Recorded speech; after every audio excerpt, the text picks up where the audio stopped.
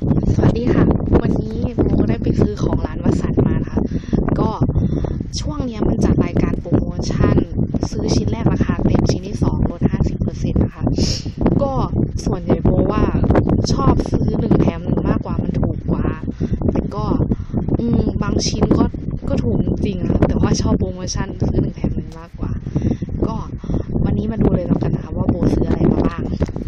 ชิ้นแรกค่ะก็เมเบอรีนรุ่นใหม่อันนี้มันจัดรายการลดราคาจาก89เหลือ79 บาทก็เลยลองซื้อมาใช้ดูก็เห็นโฆษณาพอดีก็เลยอยากรู้ว่ามันดีจริงเปล่าแล้วมันก็เป็นกลิ่นแปลกๆมันเป็นกลิ่นแมงโก้พายไม่เคยได้เห็นลิปอะไรบำรุงเป็นกลิ่นแมงโก้กลิ่นอะไรเงี้ยไม่เคยเห็นอ่ะก็เลยลองซื้อมาใช้ดูรุ่นใหม่แล้วมันจัดรายการด้วยก็เลยของเมเบอรีนก็เลยซื้อมาใช้ดูค่ะดี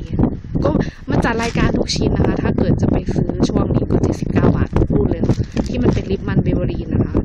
แต่ว่าลิปมันเปลี่ยนสีก็79 บาทที่เป็นประมาณแบบนี้ที่เป็นแปลกๆรุ่นน่ารักเนี้ยก็79 บาทหมดเลยแต่ว่ารุ่นอื่นไม่แน่ใจว่าจัดรายการไหมพอดีลิปมันช่วงนี้มันก็หน้าหนาวก็เลยอยากลองซื้อมาใช้ดูด้วยก็ชิ้นถัดมาเลยนะคะก็ชิ้นถัดมาอันนี้เป็น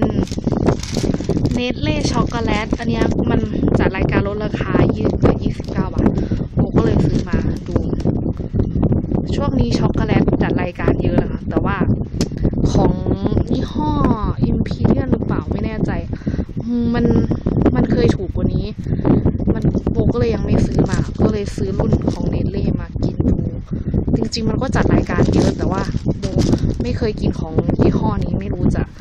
ถูกปากหรือเปล่าเพราะไม่ชอบกินหวานแต่จะชอบกินออกรสขมนิดๆอย่างเงี้ยก็เลยซื้อกล่องเล็กมาลองกินดู9 บาทเองก็ถูกดีมันจัดรายการด้วยชิ้นถัดมา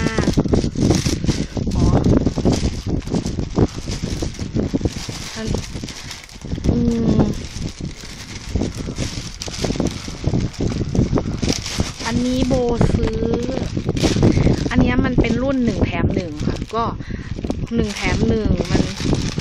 ในราคา20 บาทซื้อ1แถมอีกชิ้นหนึ่งก็ตกแค่ชิ้นละ10 บาทก็เลยซื้อมาประมาณ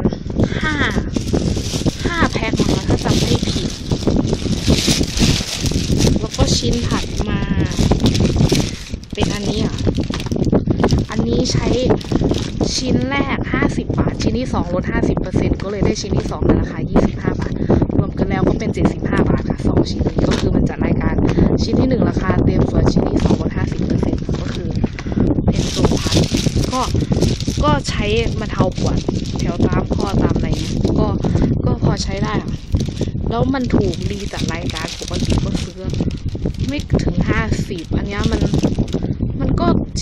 ตก2ชิ้น75ก็ราคาถูกก็เลยน่าซื้อ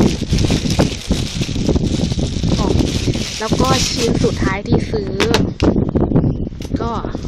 เอาใบโบชัวก่อนแล้วกันนะนี่เป็นใบโบชัวของเขาช่วงนี้นะก็ใครสนใจของราคาถูกก็ลองไปดูนะคะก็มันไม่ถูกทุกอย่างแต่ว่าบางอย่างมันถูกน่าซื้อก็ลองซื้อดูนะที่โบมาก็คิดว่าถูกแล้วแต่ว่าจะหาเจลรุ่นนี้ไม่เห็นมีเลยยังไม่จัดรายการด้วยก็เลยยังไม่ซื้อก็ลองไปดูกันนะช่วงนี้มันก็ชิ้นแรกราคาเต็มชิ้นที่2ลด 50% ค่ะอันนี้จัดรายการเหมือนกันเป็น2ชิ้น15 บาทโบก็เลยซื้อมา4 อันก็คือค้ากันได้แต่